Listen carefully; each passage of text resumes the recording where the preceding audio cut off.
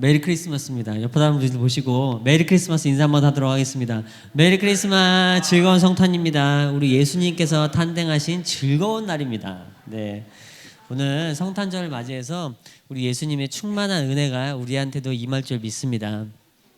세상에 많이 참 흉흉하고 코로나 때문에 여러 가지가 어려워요. 사람들이 뭐 교회도 어떻고 뭐도 어떻고, 사실 직격탄을 맞은 것은 많은 사람들도 직격탄을 맞았지만 교회가 가장 시련 가운데 있지 않은가 생각이 듭니다.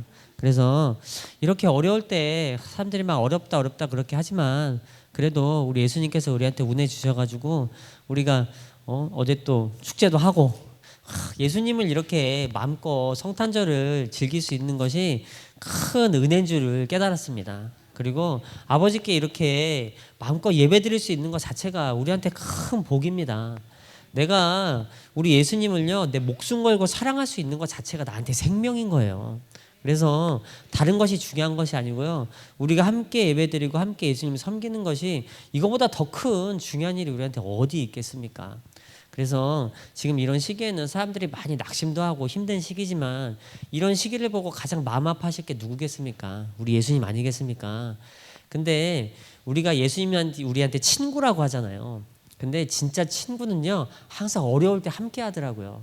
그래서 제가 이제 보면요, 꼭 잔치집에는 뭐 빠먹고 좀 미안하다 이렇게 할 수 있어요. 근데 상갓집이나 어려운 일 당할 때는 꼭 가서 얼굴을 비춰야 됩니다. 그게 가장 그 진짜 친구는요, 어려울 때 항상 빛을 발하거든요. 그래서 예수님이 우리의 친구인 것처럼요, 우리를 친구로 초대하신 거예요. 우리도 예수님의 친구가 되어드려야 됩니다. 이럴 때일수록 우리만 마음이 아픈 것이 아니에요. 예수님이 마음이 아프시기 때문에 우리한테 이런 어려운 일이 발생한 겁니다. 그렇기 때문에 어려울 때일수록 우리가 예수님을 잘 위로를 해드려야 되는데 어떻게 하면 예수님께서 위로를 받으시겠어요? 어떻게 하면 받으시겠어요? 그가 우리한테 보고 기뻐하실 일들을 우리가 하면 됩니다. 더 전심을 다해서 우리가 예배 드리고요, 더 전심을 다해서 찬양하고, 전심을 다해서 내 더러운 행동들이 있으면 제약하고, 전심을 다해서 우리 예수님께서 원하시는 일들을 하는 거예요. 형제를 사랑하고, 예배도 잘 드리고, 말씀도 잘 보고, 기도도 잘하고, 이런 모습들을 통해서 우리가 예수님한테 힘이 되어드리면 예수님께서 둘러봐도 세상에 둘러봐도 공기도 없고 답답하고 이러시다는데 저기 뭔가 쓸만한 게 하나 있네.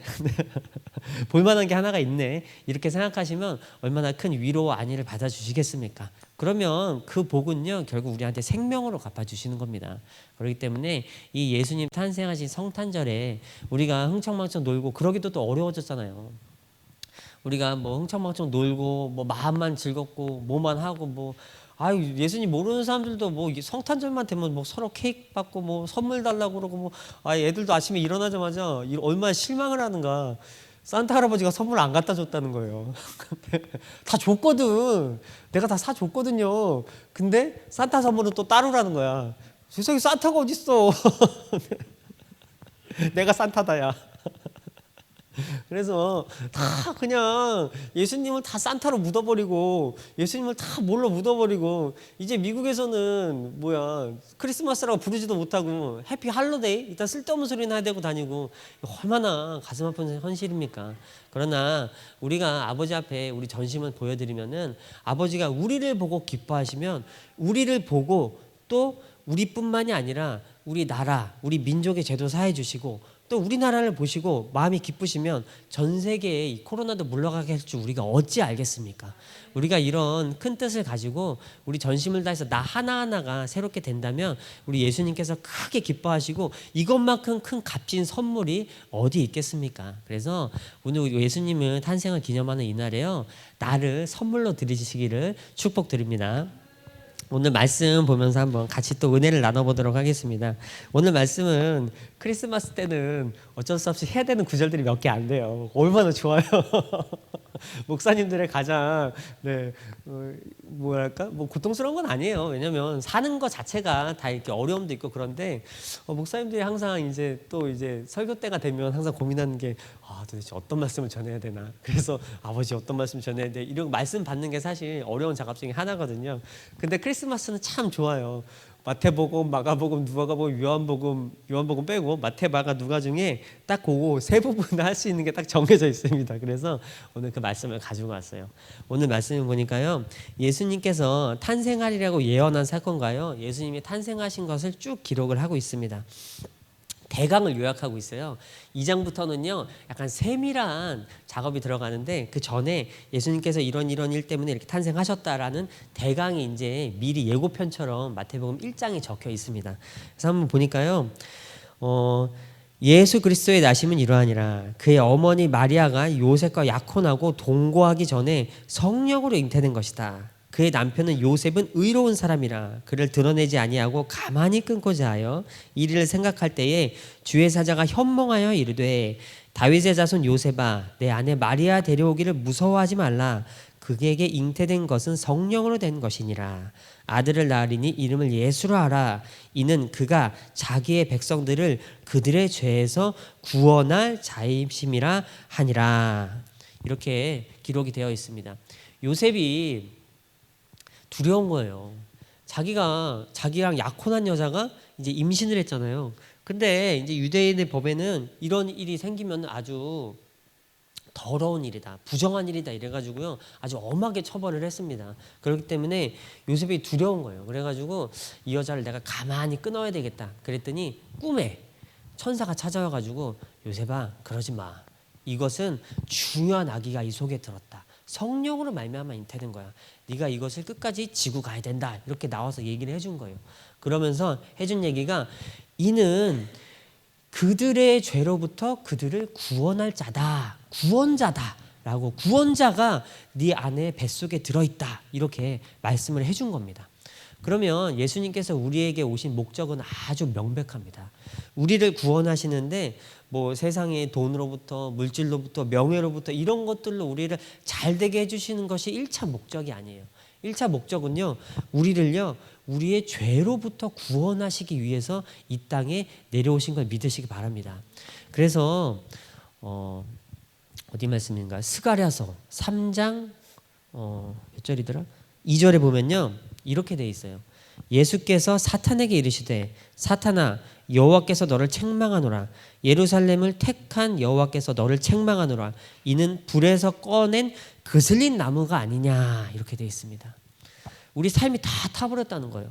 근데 우리 삶은 안 탔어요. 다 잘 먹고 잘 살고 막 먹을 것이 넘치고 우리나라가 이제 뭐 개발도상국 지위를 버리고 막 선진국 지위로 간다고도 하고 뭐 어쨌든 우리나라가 이렇게 잘 살고 잘 먹고 막 먹을 것이 넘쳐요. 막 여기 사방이 넘치고 돈은 없다고 하는데 뭐 이렇게 먹을 것도 많고 뭐 잔뜩 해놓고 이거 얼마나 좋습니까? 근데 우리가 까맣게 타버렸다는 것은요 육신의 일을 얘기하는 것이 아닙니다. 육신의 일은 항상 그 다음 얘기예요. 우리 영혼이 타버린다는 거예요. 우리가 죄가 관영하다는 거예요. 그래가지고 영혼이 죄악으로 까맣게 타버렸다는 거예요. 죄가 뭔지, 죄가 아닌 것이 뭔지, 이게 죄인지 아닌지 구별조차 할 수 없는 아주 더러운 시기가 되었다는 거예요. 그래가지고 까맣게 육신이 타버렸다는 거예요. 이전에 이스라엘 백성도 그랬고요. 가난해서 뭐 그렇게 큰 어려움이 있겠습니까? 옛날에 종살이 할 때, 그 다음에 광야에서 한 40년 지낼 때보다 훨씬 나은 시기와 풍요를 그 사람들이 분명 얻었을 거예요. 근데 그 사람들 앞에 아버지가 뭐라고 하셨냐면 까맣게 타버린 나무가 아니냐. 에스겔서 37장에는 뭐라고 되어 있냐면요. 마른 뼈들밖에 남아있지 않은 것이 아니냐. 생기가 없지 않느냐. 그 생기가 뭐겠어요. 생기가 없다는 거예요. 분명 사람들이 잘 먹고 잘 살고 옷 잘 입고 우리가 예수님께 오신 예수님의 구원을 얘기하면 자꾸 육신적인 것을 1번으로 생각하는 거예요. 아버지 날 구원해 주세요. 그러면 어디서 돈이 올래나? 아버지 날 구원해 주세요. 어디 뭐 할래나? 아버지 나 구원해 주세요. 그러면 뭐가 잘 될래나?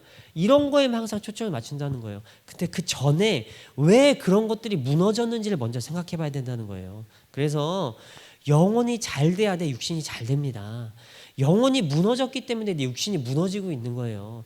거꾸로 생각하면 육신만을 잘 되기만 막 간구하는 것이 무의미하다는 얘기예요. 육신이 잘 되게 하고 싶으면 내 영혼을 깨끗하게 하시길 축복드립니다. 내 영혼이 깨끗해지면 육신은 자연히 잘 됩니다. 왜 내 영혼이 더러워지겠는가? 바로 오늘 말씀처럼요. 우리의 죄악이 관영해서 그렇습니다. 너무나 더러운 거예요. 다 타버린 거예요. 화재 현장 한번 가보셨어요? 옛날에 이 앞에 살던 어떤 목사님이 계셨어요. 근데 그 목사님이 이제 그 창고 옆에 살고 계셨는데 그 창고에 이제 화공약품들을 많이 싸놨어요. 그랬는데 거기에 불이 딱 튕겨가지고 거기가 이제 불이 난 거예요. 바로 앞에 창고에. 그래가지고 거기가 막 탔는데 그 타버린 후에 거길 가보니까 참혹합니다. 타버린 거면 아무것도 쓸 수가 없어요. 그리고 조금 뭔가 안 타고 남아있다고 하더라도요, 냄새가 나서 어떻게 쓸 수가 없어요. 옷가지를 몇 개 건졌는데 그 옷이 냄새가 나서 쓸 수가 없어요. 그리고 그 탄 냄새가요, 여기까지 넘어가가지고요, 우리가 한참 동안 그 탄 냄새를 여기서 맡고 살았습니다. 가보세요. 아무것도 쓸모가 없습니다. 다 버려야 돼요. 다 묻어버려야 돼요. 근데 그렇게 그슬리고 타버린 우리한테 예수님이 오셨다는 거예요. 아무것도 쓸 것이 없어요. 화재 현장 가서 뭘 건지겠어요. 건진다고 하더라도 이만큼 타버렸다니까요. 다 쓸모가 없이 버려버릴 수밖에 없는 것들이라니까요. 근데 그렇게 타버렸다고 말씀하시는 우리한테, 그 세상한테 세상을 사랑하셔서, 우리를 사랑하셔서 독생자인 예수님을 보내주신 거예요. 이것만큼 놀라운 은혜가 세상에 어디 있겠습니까? 그래서요, 우리가 인간이 만약에 타락하지 않았으면요, 아직도 에덴 동산이었을 거예요. 타락하고 그 죄가 내려와서 이제는 무엇이 타락인지 알 수도 없는 이 시기에 우리 예수님이 오셔가지고 우리를 구원하시고자, 우리를 뭐 돈으로 구원하시고 육신적으로 구원하시고, 이건 다 유대인들이 가졌던 착각들입니다. 그래서 예수님을 몰라봤던 거예요. 유대인들이 원하는 구세주는요, 왕으로 와가지고요, 자신들을 억압하는 사람들 다 무찌르고 자신들의 왕국, 킹덤을 건설하고자 하는 그 메시아를 기다렸던 거예요. 근데 예수님은요, 나사렛에서 나셔가지고 초라한 중에 초라한 사람이었던 거예요. 볼품없고 초라하고. 이사야서에 나와 있잖아요. 이사야서 55장 3절, 1, 2, 3절에 보니까요, 메시아가 날 건데 겉보기가 너무 볼품이 없어 라고 이사야에 예언이 돼 있어요. 예수님의 외모에 대해서 예언이 돼 있단 말이에요. 그러니까 예수님이 사람들이 볼 때 얼마나 볼품이 없었겠어요. 이런 사람이 메시아라고 와가지고 자기가 메시아라고 한다니까 얼마나 혀를 통탄하겠습니까? 자신들이 원하는 메시아가 아니었던 거예요. 우리가 원하던 메시아가 아니었던 거예요. 우리는 그냥 잘 되게 해주시고, 모두 잘 되게 해주시고, 잘 되게 해주시고, 이것만 항상 바랬다는 거예요. 근데 실제로 우리한테 온 메시아는 그런 게 아니었던 거예요. 우리를 우리의 죄로부터 해방시켜준다는 거예요. 근데 사람들이 이걸 바라는 사람이 없어요. 죄가 얼마나 즐거운데요. 죄가 얼마나 달콤한데요. 죄가 얼마나 재밌는데요. 그걸 안 버리려고 애쓰고, 그걸 어떻게 해서든지 붙잡으려고 애쓰고, 그걸 어떻게 해서든지 붙잡고 늘어지려고 애쓰지, 버리고 싶은 사람이 없다니까요. 죄를 버리고 싶은 사람이 세상에 누가 있어요. 그거 죄라고 하면 그거 죄라고 했다고 막 난리치는 게 사람이란 말이에요. 근데 예수님은요, 그 죄로부터 우리를 구원하신다는 거예요. 그 죄가 우리의 즐거움이에요. 그 죄가 우리가 죄인지도 모르고 살았던 우리 기쁨이에요. 그 죄가 우리 행복이에요. 그로부터 우리를 구원하신다는 거예요. 누가 반기냐고요. 생각해 보세요. 내 육신적인 더러운 것들로부터 나를 구원해 주신다는 거예요. 그 육신적인 더러운 것을 내가 즐거움이라고 생각하고 이제까지 살았는데, 내가 그것이 행복한 줄 알고 이제껏 살았는데 말이에요. 내가 그것만 보고 이제까지 살았는데 말이에요. 근데 거기서부터 나를 구해준다는 거예요. 누가 구원받고 싶어요? 누가 나가고 싶냐고요. 잘 먹고 잘 사는 애굽에 있고 싶지 누가 탈출하고 싶냐고요, 거기서. 근데요, 억지로 끌어내신다는 거예요. 왜? 나한테 참 생명을 주시기 위해서, 그 참 복을 주시기 위해서. 이제까지 네가 살고 있던 그런 쪼잔한 즐거움들, 그런 육신적인 즐거움들, 내 삶에서 어둠을 자아내는 그런 더러운 것들 말고 참 즐거움, 참 행복, 참 기쁨, 참 물질, 참 건강, 참 가족을 주시겠다는 거예요. 옛날에 내 욕심을 일궈냈는데 욕정을 일궈낸 것이 아니고요, 그것을 참으로 주시겠다는 거예요. 먹고 나서도 내 영혼이 상하지 않는 걸 주시겠다는 거예요. 받고 나서도 내가 망하지 않는 걸 주시겠다는 거예요. 이제까지 우리가 즐거움으로, 욕심으로, 욕정으로 받았던 것은요, 다 받고 나고 먹고 나고 즐겁고 나면 다 내 영혼을 깎아버려 가지고요, 나를 천국으로 가까이 가게 하는 것이 아니고 나를 지옥에 가까이 가게 하는 아주 더러운 것들이었습니다.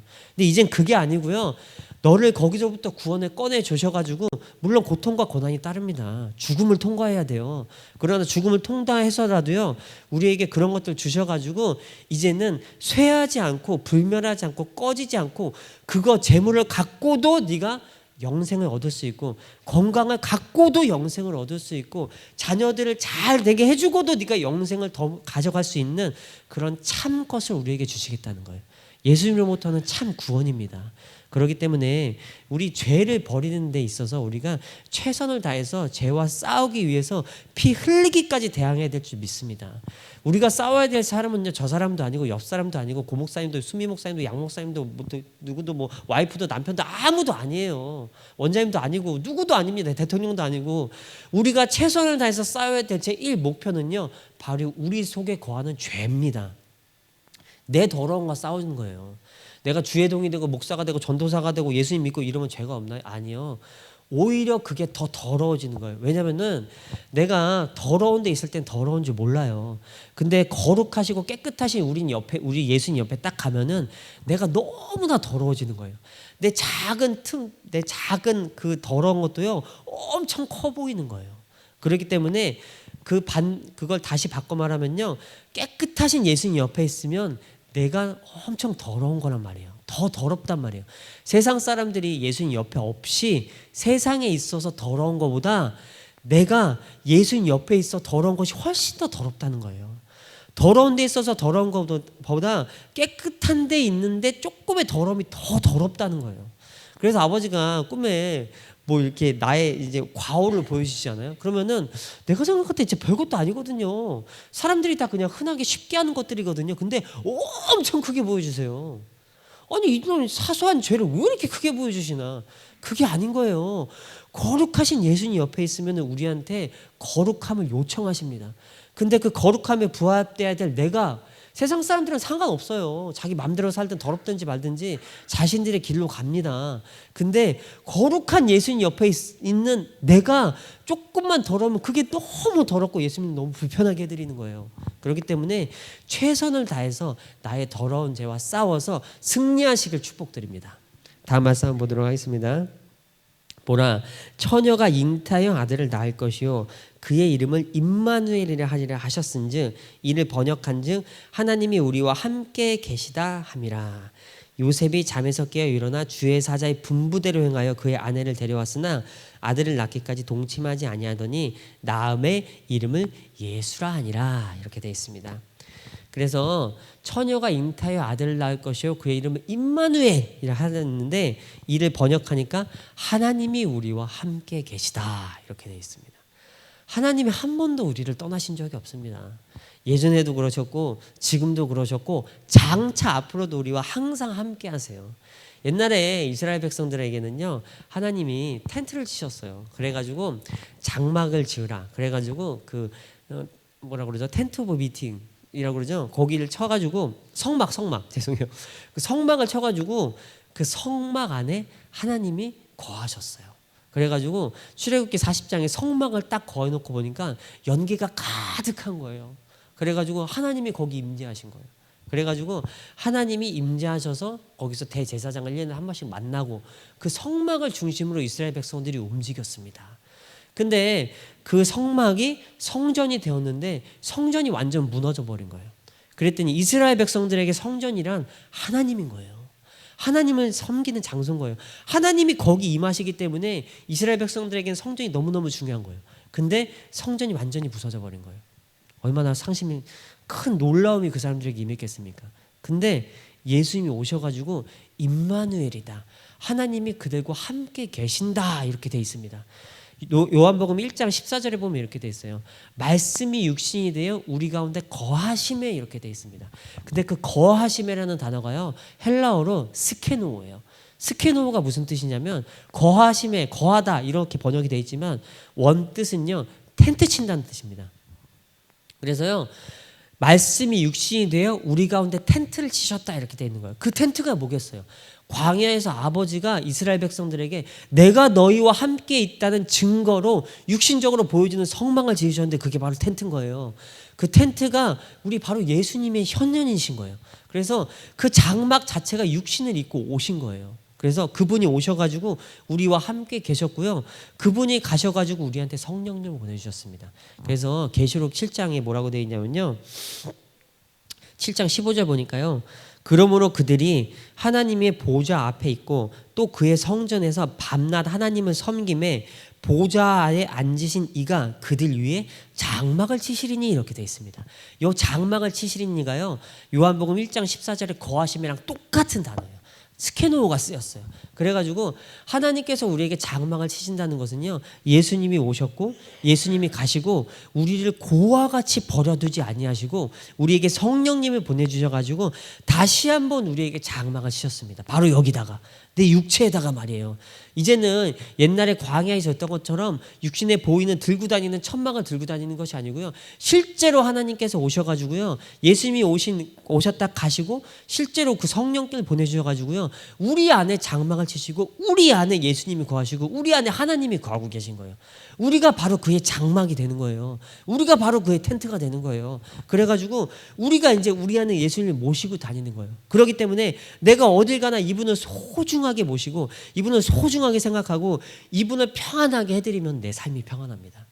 근데 내가 모시고 다니는 이분이 불편하시고 내가 모시고 다니는 이분이 화가 나시고 내가 모시고 다니는 이분이 뭔가 문제가 생기시면 내 삶에 문제가 생겨요.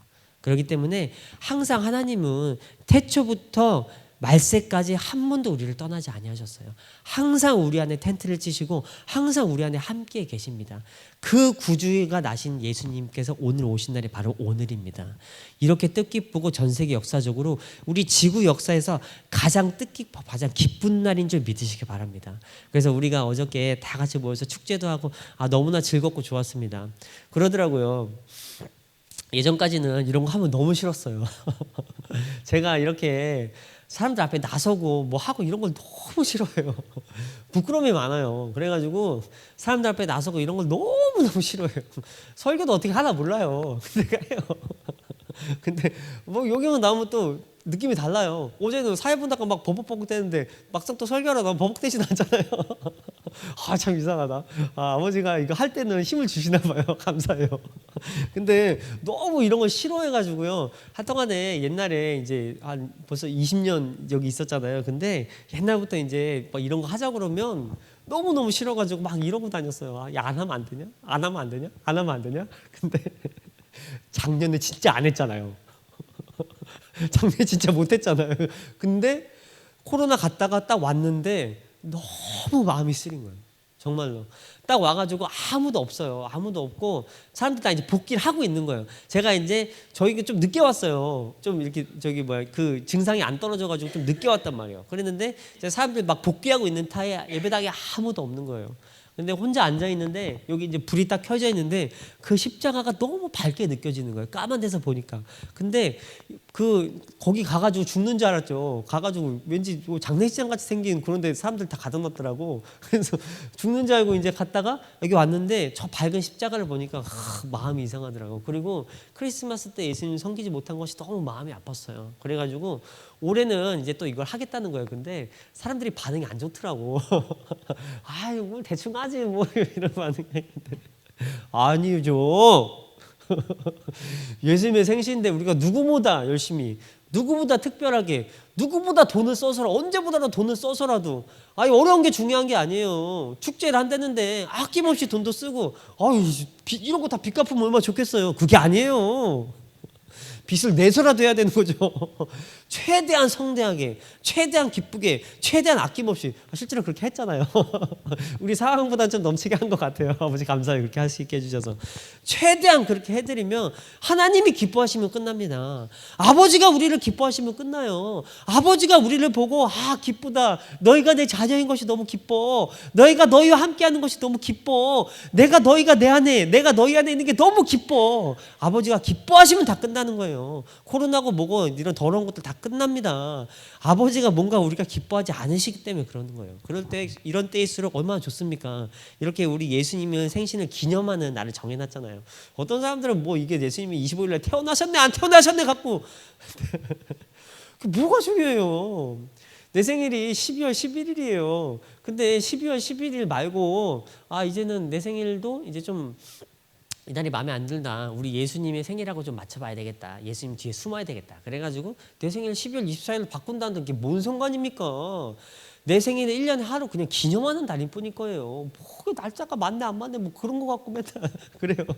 그게 중요한 게 아니에요. 우리가 예수님의 생신을 기념하는 건 날이에요. 이 날을 정해가지고. 그래서 기념을 하는데 최선을 다해서 우리가 이 기회가 주어졌으면 기회를 잡아야 되잖아요. 에베소서 4장에 보니까 너희가 기회를 사라. 아니 그렇게 안 돼 있지. 뭐라 한날 이게 뭐 딴 데로 번역돼 있어가지고 뭐라고 자꾸 때가 악하니라 뭐라고 돼 있죠 그 전에? 세월을 아끼라 이렇게 돼 있잖아요. 그게 아니 세월을 아끼라는 완전 의역이에요.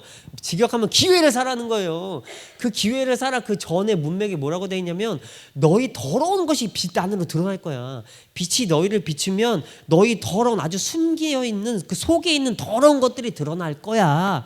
이 문맥에 기회를 사라가 돼 있어요. 그러면 무슨 기회를 사라냐면 너희를 깨끗하게 할 기회를 사라는 거예요.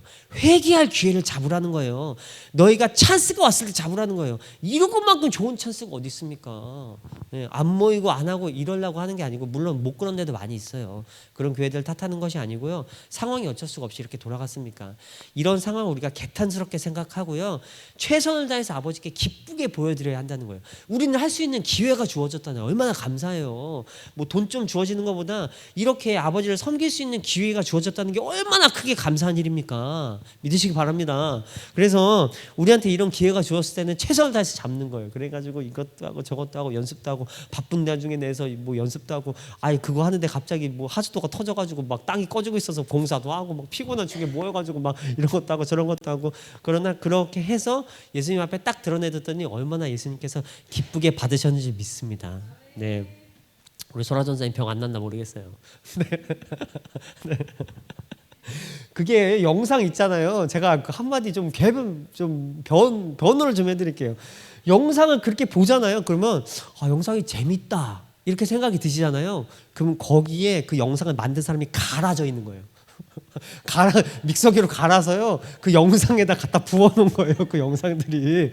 그리고 보통 영상 작업은 큰 작업 같은 게 혼자 안 하고 여러 사람이 하거든요. 근데 생각해 보세요. 혼자 기획하고 혼자 구상하고 혼자 자료 다 수집하고 혼자 만들고 혼자 그 다 했단 말이에요. 그러면은 사람을 거기다 갈아가지고 거기다 집어넣는 거예요.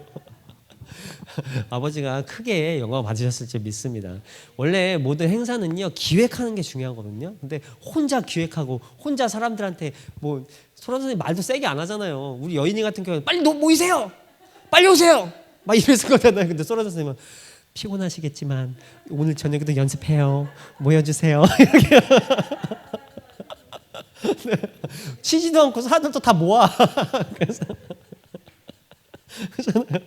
몰라 장단점이 다 있어요. 여인이 터프하게 그래서 무조건 다 밀고 나가고 몰아가고 다 해요 할 거는. 근데 말투가 좀 달라가지고 이런 말 듣고 이거 할 수 있나? 근데 또 다 해요.